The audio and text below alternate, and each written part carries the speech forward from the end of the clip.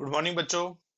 आज हम हमारे थर्मोडायनामिक्स के फोर्थ लेक्चर में हम देखने वाले हैं concept of maximum work done और उसका एक्सप्रेशन। बेटा मैंने हमारे लास्ट लेक्चर में मैंने आपको वर्क डन के बारे में बताया था, जिसमें हमने सबसे पहले देखा था पीवी टाइप ऑफ वर्क। और पीवी टाइप ऑफ वर्क में मैंने आपको समझाया था कि ये जो होता है प्रेशर वॉल्यूम वर्क होता है। ये क्यों होता है इसका मतलब भी हमने देखा था, बराबर है ना। हमने प्रेशर वॉल्यूम वर्क का एक फॉर्मूला डिराइव करके रखा था, जो फॉर्मूला था work is equal to minus P X delta V. आप जानते हो इस फॉर्मूले को हमने डिराइव करके देखा था। और इसके बाद में बच्चों हमने फ्री एक्सपांशन के बारे में भी पढ़ा था, बराबर है कि नहीं है। फ्री एक्सपांशन जहां पर वर्क डन कैसा होता है, जीरो। क्लियर है। लेकिन बच्चों आज के हमारे इस टॉपिक में, आज के हमारे इस लेक्चर में हम देखने वाले हैं मैक्सिमम वर्क डन और उसके कंसेप्ट के बारे में। तो सबसे पहले मैं कंसेप्ट आपको समझा देता हूं, फिर उसका डेरिवेशन करते हैं। तो देखो बच्चों, सबसे पहले concept of maximum work done. Maximum work done, इसके कंसेप्ट में बेटा दो बातें बहुत अच्छे से बैठती हैं। ठीक है, दो बातें बहुत अच्छे से बैठती है जो मैं समझाता हूं। देखो बेटा, सबसे पहले जैसे कि ये है हमारा एक बीकर है। क्लियर है बच्चों। और इस बीकर में हमने लगा के रखा है पिस्टन। ठीक है। और इसके अंदर हमने एक गैस फिल कर दिया है।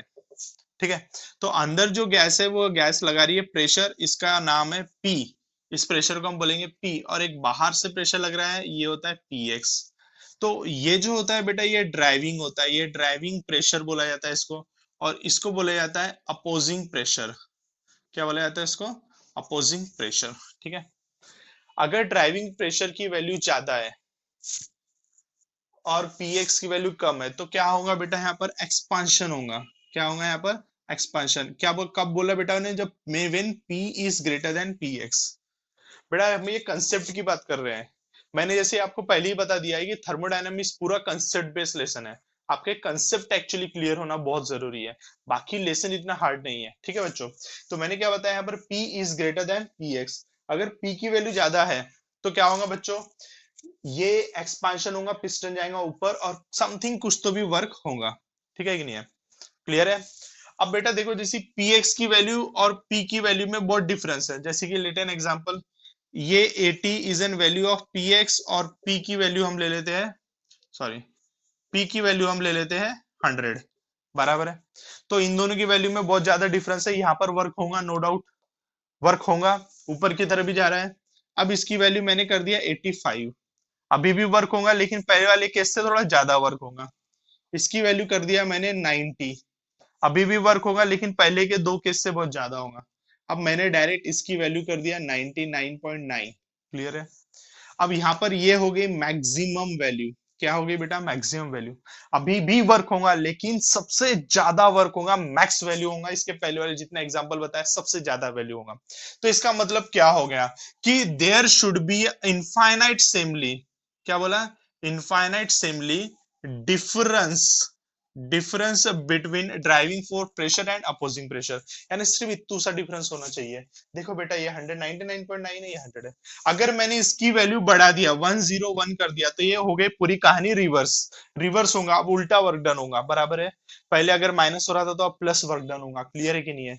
हमको क्या चाहिए? मैक्सिमम वर्क चाहिए। यानी इन दोनों के बीच में सिर्फ इतना सा डिफरेंस होना चाहिए। अंडरस्टूड बच्चों? क्लियर है? Got it? तो ये कंसेप्ट था हमारा मैक्सिमम वर्क डन का। तो मैक्सिमम वर्क डन कब होगा? जब इन दोनों में हल्का सा इनफाइनाइट सिमिली डिफरेंस होता है। ठीक है। और एक और एग्जांपल, सॉरी, एक और टॉपिक आता है इसमें छोटा सा। देखो, जैसे कि एक यहाँ पर एक टेबल रखा हुआ है बच्चों। इस टेबल के ऊपर मैंने 10 बुक रखा है और इस टेबल के ऊपर भी कुछ बुक्स रखी हुई है। अब मेरे पास दो ऑप्शन है ये बुक को यहां से यहां लेके जाने के लिए। पहला ऑप्शन ये है कि मैं एक साथ पूरी 10 की 10 बुक उठाऊंगा और ये वाले मेज पे ट्रांसफर कर दूंगा। या तो फिर मैं एक और काम कर सकता हूं, एक एक बुक को हम ट्रांसफर करेंगे। ठीक है बच्चों। तो जब हम वन बाय वन करेंगे तो बार बार हमको काम करना पड़ेगा।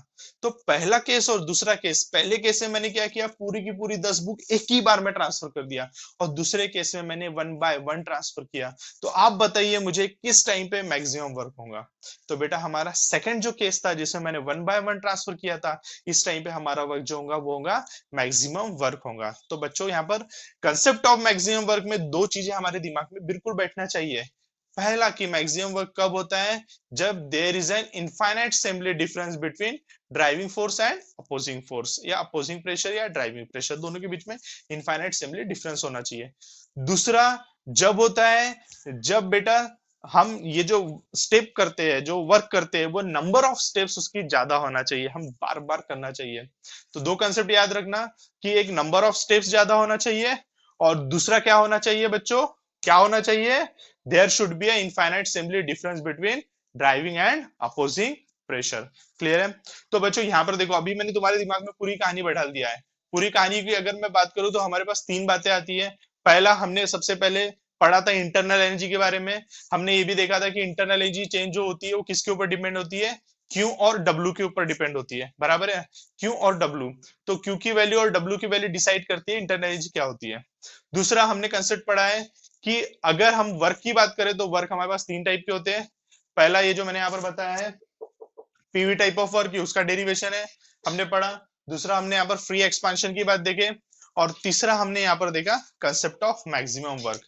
अब हम पढ़ेंगे बेटा हमारा वो इंपॉर्टेंट टॉपिक जो आपको आता है एग्जाम में 3 मार्क के लिए, और ये वो टॉपिक है derivation for maximum work done.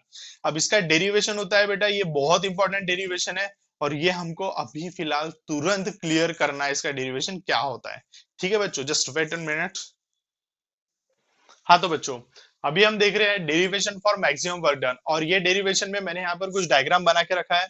इस डायग्राम में आप देख सकते हो, सबसे पहले यहाँ पर हमने रखा है, यहाँ पर इसमें मैंने पिस्टन के ऊपर बेटा 4 वजन, हमने 4 वेट रखे हैं, और यहाँ पर हमने जैसे ही एक वेट कम किया है तो पिस्टन थोड़ा सा ऊपर हुआ है, तो इन दोनों के बीच का जो डिस्टेंस है, इन दोनों के बीच का डिस्टेंस कुछ इतना हो जाएगा, और यहाँ पर जो वॉल्यूम चेंज हुआ उसको हम डीवी लेते हैं। तो बेटा this one is the step number 1, ये एक स्टेप नंबर 1 है। हम दूसरा वेट उठाएंगे तो स्टेप नंबर 2 होगा, यहाँ पर थोड़ा सा और वॉल्यूम में चेंज होगा, थोड़ा सा और ऊपर होगा। तीसरा वजन उठाएंगे, थोड़ा और ऊपर होगा, एंड सो ऑन, ये ऊपर होते जाएगा। यहाँ पर बेटा हमारी स्टार्टिंग वॉल्यूम थी V1, इसको हम V2 नहीं लेंगे, जब पूरा का पूरा हो जाएगा तो जो फाइनल वॉल्यूम जो बनेगी उसको V2 लेंगे हम। क्लियर है बच्चों, समझ में आ रहा है? तो यहाँ पर ये V1 हो गया, यहाँ पर स्टेप नंबर 2 आएंगी, स्टेप नंबर 3 आएंगी, स्टेप नंबर 4 आएंगी। ऑल पूरी स्टेप कंप्लीट होने के बाद में जो फाइनल वॉल्यूम बनेगी, that volume is known as the actually V2। Clear है? और this one is known as the V1। Clear है? अब देखो बच्चों यहाँ पर हम कैसे करते हैं। सबसे पहले मैं स्टेप नंबर 1 की बात कर रहा हूँ, स्टेप नंबर 1 से हम स्टार्ट करेंगे। अब यहाँ पर आप देख रहे हो P और PX, थोड़ा सा पिस्टन जा रहा है ऊपर के साइड में, इसका मतलब P की वैल्यू ज्यादा है। Yes, P is greater then PX, बराबर है। जब P बड़ा है PX है तो दोनों के बीच में कुछ ना कुछ डिफरेंस होगा, तो वो डिफरेंस ऑफ प्रेशर उसको मैं ले लेता हूँ DP। DP क्लियर है बच्चों? तो यहाँ पर से मैं माइनस PX की वैल्यू निकाल सकता हूँ, तो माइनस PX की वैल्यू हो गया DP माइनस P। क्लियर है बच्चों? ये एक वैल्यू बन गई, minus PX is equal to क्या हो गया, DP माइनस P।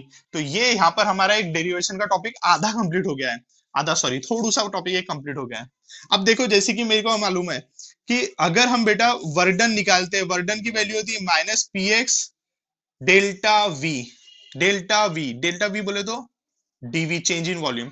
स्टेप 1 में जो वर्क हुआ, ये देखो बेटा जो स्टेप 1 है इसमें जो वर्क हुआ उसको क्या बोलेंगे, minus PX delta V, DV, DV। Volume change थोड़ा सा हुआ है बच्चों, थोड़ी सी वॉल्यूम चेंज का थोड़ा सा वर्क हुआ, तो ये थोड़े से वर्क को मैं बोलूंगा DW। क्लियर है? जैसे ही हम जानते हैं हमको माइनस PX की वैल्यू मालूम है, तो माइनस PX की वैल्यू को यहाँ पर रख दूंगा, तो DW इज इक्वल टू क्या होता है, DP minus P DV। Clear है? DP minus P is equal to into DV। Clear है बच्चों? अब इसको मल्टीप्लाई करो, क्या होगा, DW equals to DP DV minus P DV। Clear है? अब देखो बेटा ये DP is a small value, वो छोटी वैल्यू है, DV भी बहुत छोटी वैल्यू है। छोटी वैल्यू का मल्टीप्लीकेशन छोटी वैल्यू के साथ करो तो बहुत छोटी वैल्यू आता है, 0.1 माइनस 0.1 इंटू 0.1, 0.01 और छोटी वैल्यू आता है। इसीलिए इस वैल्यू को हम निगलेक्ट करेंगे और हमको एक इक्वेशन बनता है DW is equal to minus PDV। ये इक्वेशन हमारा बन गया बच्चों। क्लियर है? समझ में आ गया? ये इक्वेशन बन गया।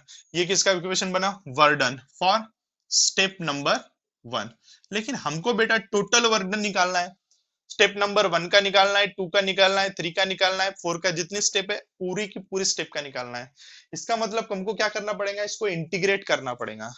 इंटीग्रेट कहां से कहां करना पड़ेगा, वॉल्यूम V1 से जब तक फाइनल वॉल्यूम V2 नहीं आती, जब तक, बराबर है ना।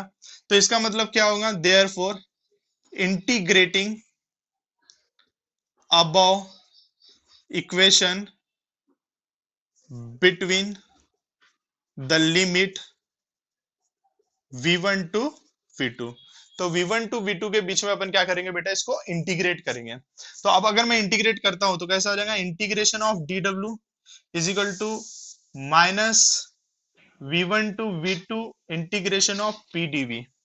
ठीक है बच्चों, अब ये इंटीग्रेशन ऑफ dw, इसका आंसर तो आएगा W। अब देखो बेटा, हमको P का इंटीग्रेशन हमको नहीं मालूम, यहाँ पर P ये रीड नहीं कर पाएंगे, dV ये P को रीड नहीं कर पाएंगे ये। तो इसके अलावा हम एक काम और कर सकते हैं, P की जगह पे हम रख सकते हैं, देखो यहाँ पर जैसे आप जानते हो PV is equal to NRT, तो P is equal to NRT upon V, तो P की जगह पे हम ये वैल्यू रख सकते हैं। अगर वैल्यू रखू तो कैसा होगा, माइनस V1 टू V2 क्या होगा, NRT अपॉन V dV, बराबर है, क्लियर है। एनआरटी बन गया कांस्टेंट, इसको रीड नहीं करेगा तो ये बाहर आ जाएगा, तो कैसा बनेगा बच्चों, W is equal to minus NRT V1 to V2 1 upon V dV minus NRT, इसका आंसर होता है बेटा log V, इसका V1 और यहाँ पर हो गया V2, बराबर है, इंटीग्रेशन अप्लाई किया हमने। अब इसके बाद इसमें वैल्यू पुट करो तो कैसा हो जाएगा, माइनस NRT क्या होगा, log of V2 minus log of V1, यानी is equal to minus NRT is equal to क्या होगा, log of V2 upon V1, बन गया बच्चों, क्लियर है इक्वेशन। अब जैसे कि हमने यहां तक बात कर लिया है, अब ये जो है नेचुरल लॉग है, log to the base e, हमको इसको log टू द बेस 10 में कन्वर्ट करना है। तो हमको क्या करना पड़ेगा बच्चों, इसको 2.30c से मल्टीप्लाई करना पड़ेगा, तो कैसा हो जाएगा, W is equal to minus 2.303 NRT log to the base 10 V2 upon V1, ये बन गया हमारा फाइनल इक्वेशन। तो ये है बेटा डेरिवेशन, ये किसका डेरिवेशन है, किसका डेरिवेशन है, ये मैक्सिमम वर्क डन का डेरिवेशन है, किसका डेरिवेशन है, मैक्सिमम वर्क डन का डेरिवेशन है। ठीक है बच्चों, अब देखो बच्चों, जैसे कि हम जानते हैं P1 V1 equals to P2 V2, clear है। तो देयरफॉर यहाँ पर क्या होगा, P1 upon P2 is equal to क्या होगा, V2 अपॉन V1। तो एक बात समझ में आ गया, क्या समझ में आया बच्चों, कि V2 अपॉन V1 की जगह मैं P1 अपॉन P2 भी रख सकता हूं। अगर कुछ ऐसा रखा तो हमारा आंसर क्या बनेगा, हमारी बात कुछ ऐसी हो जाएंगी, देखो हमारा इक्वेशन कुछ चेंज होकर ऐसा बन जाएगा equation, W is equal to minus 2.303 NRT log to the base 10 P1 upon P2, ये बन गया हमारा इक्वेशन। समझ में आया बच्चों, क्लियर है। तो आप ये इक्वेशन लो या ये इक्वेशन लो, दोनों ही इक्वेशन किसके लिए बेटा, मैक्सिमम वर्क डन के लिए है। तो मैक्सिमम वर्क डन का जब भी डेरिवेशन आएगा, आप ये दोनों ही इक्वेशन को आप यूज कर सकते हो, क्लियर है, समझ में आया बच्चों। तो आज के हमारे इस वीडियो में आज इतना ही लेंगे। मेरा अब नेक्स्ट जो वीडियो रहेगा बेटा, अभी तक जितना भी टॉपिक हुआ इन सब के ऊपर न्यूमेरिकल्स के लिए रहेगा, फिर उसके बाद हम फर्स्ट लॉ ऑफ थर्मोडायनामिक्स के ऊपर वीडियो देखेंगे। तो आज के लिए इतना ही रहने दो बेटा, छोटा वीडियो है लेकिन बड़ा काम का है, आपको छोटी छोटी वीडियो बना रहा हूं मैं अभी, लेकिन ये सभी इंपॉर्टेंट है। आप टॉपिक्स अपने कंप्लीट करो और अपने टेक्स्ट बुक को रेफर करते हुए पढ़ाई करो, ठीक है बच्चों। थैंक यू सो मच, नमस्ते।